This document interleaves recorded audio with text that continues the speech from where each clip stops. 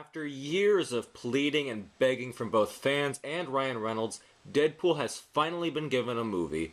Wade Wilson is struck with cancer and decides to undergo a procedure that could potentially cure him and also turn him into a superhero. It is soon revealed that the people behind it are hoping to turn him into a super slave instead, auctioning him off to the highest bidder. The torturous treatment gives him a super healing factor, but it also horribly scarred him. Escaping and longing for revenge, Wade takes on the identity of Deadpool and hunts down the man who ruined his life, killing anyone in his path and completely destroying the fourth wall. The story itself is pretty simple. It has a standard, but not bad love story, accompanied with a basic superhero revenge formula, but the story is not what makes Deadpool great. It's the characters and the jokes. The jokes are very raunchy and very clever, perfectly fitting this character. The fourth wall jokes are fantastically done with jabs at a few certain Ryan Reynolds films, X-Men references, and so on.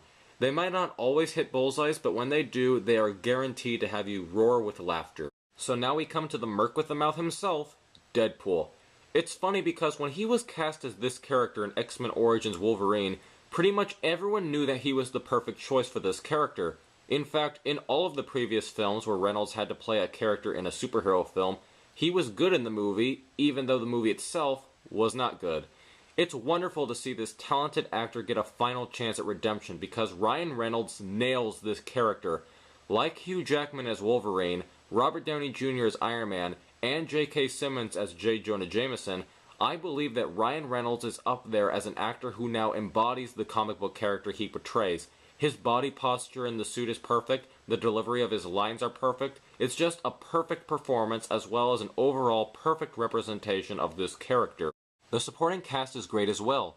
Morena Baccarin is a wonderful love interest who is not afraid to make comebacks at both the villain and Deadpool. She can be very charming but also be as crude as Deadpool himself. T.J. Miller is also very good with his dry delivery of lines.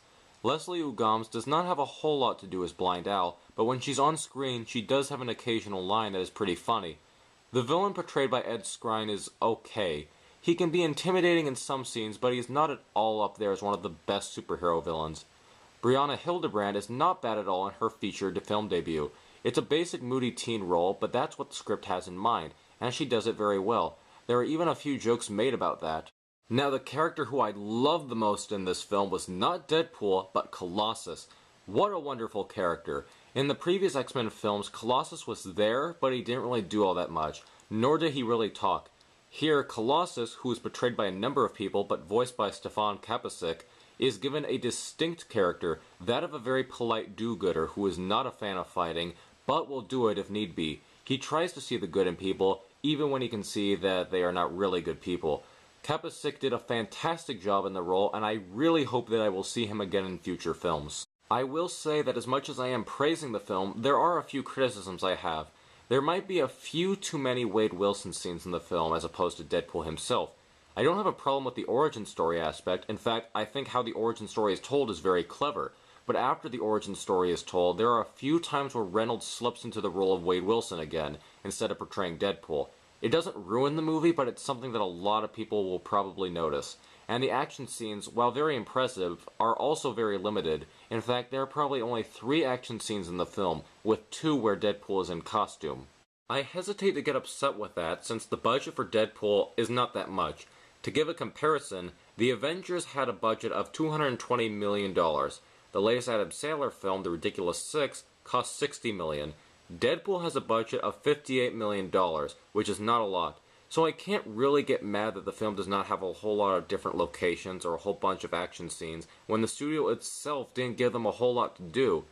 At the same time though, it's not a bad thing that it's a smaller budget. It's actually a nice change that we have a simpler story that doesn't involve a superhero saving the world from robots or aliens. It's just a guy who wants revenge, and that's not bad for a superhero film. In the end, Deadpool is most likely what you've been hoping for in a movie about this character. There are a lot of fourth wall jokes, the action scenes, though limited, are fun, the violence and sex scenes are very over the top, and the characters are extremely fun. If you want a very different kind of superhero film, or are looking for the return of the rated R action film, go on out to the theater, sneak in some chimichangas, and order a ticket to see Deadpool. It makes a perfect Valentine's movie date. Thanks. This is an O.M.M review. This is O.M.M signing out.